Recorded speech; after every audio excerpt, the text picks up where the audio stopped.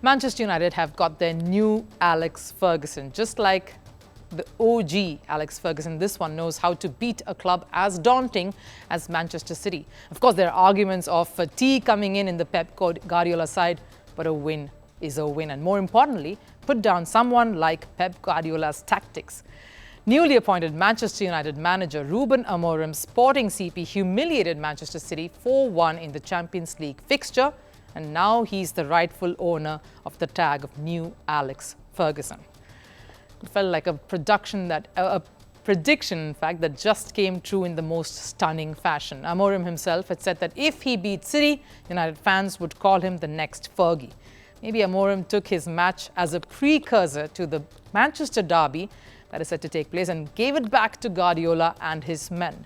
Despite trailing 1-0 in the first half, Sporting CP bounced back in scintillating manner in the second to secure that victory.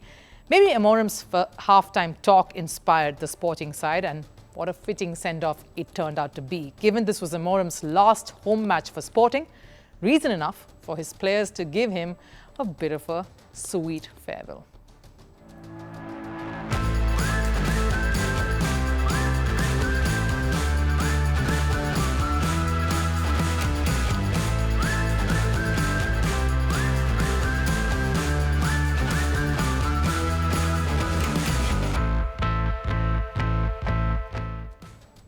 Those pictures certainly telling the story. This is what it meant, not just for the players, but also for all the fans watching, because it isn't just the tactics someone like Amorim brings to the table, but how he has united the Sporting team is what's to note.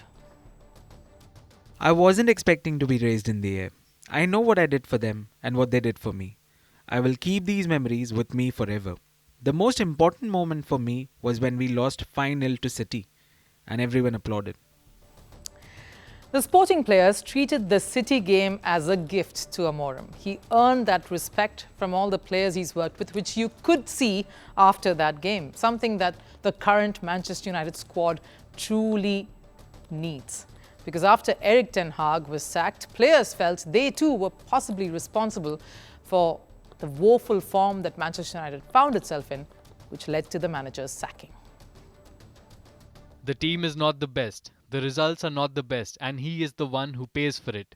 Whenever you see a manager go, you have to take some of the blame on yourself. It is because the team is not doing so well. I wasn't scoring goals. We are not scoring goals, and I feel responsible. On one end, you have Sporting that's thriving on the culture that Ruben Amorim brought in, that he has set up, making them the only side in Europe's top 5 leagues to have a 100% win record this season. And on the other, there's Manchester United, where players are underconfident and they need a massive revival. Maybe more than the tactics, the players would be hoping Amorim brings back the unity that Manchester United desires. And if anyone can do it, it is Amorim, because despite beating a strong side like Manchester City, Portuguese manager isn't getting carried away. He still feels this win doesn't mean the same can be replicated at United. United cannot play the way we play. They cannot be so defensive. Of course, it's good to beat City, but I'll be living in a different world. We'll have to start from a different point. He's humble, clearly, in his approach, because Amorim knows the pressure of managing a club as towering as Manchester United, considering he's never helmed affairs of an English club. The club with such a historic stature doesn't need just one win, but a series of good results going in their favour if they really want to get back to winning ways and winning the big titles. So he's thinking from a more practical and pragmatic approach, which is why when he takes charge for United, he will be doing the hard grind, reviving the squad from scratch, from within, block by block. And maybe in just over a month's time, when Manchester United takes on Manchester City in December, the results would get that turnaround too that fans, of course, are yearning for. Because they surely would be hoping for that kind of a result from Amorim, a sporting one, from the man who is being looked at as the Messiah that Manchester United is looking for.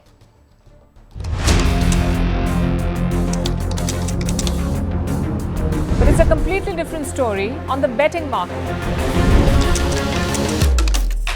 Elon Musk, the tech visionary who is backing Donald Trump. In New York, The Dow Jones and Nasdaq dropped over 3%. Joining Putin in flexing muscle is his dear friend Xi Jinping. The U.S. law calls for a presidential poll to be held on the Tuesday. I'm Kamala Harris, and I approve this message.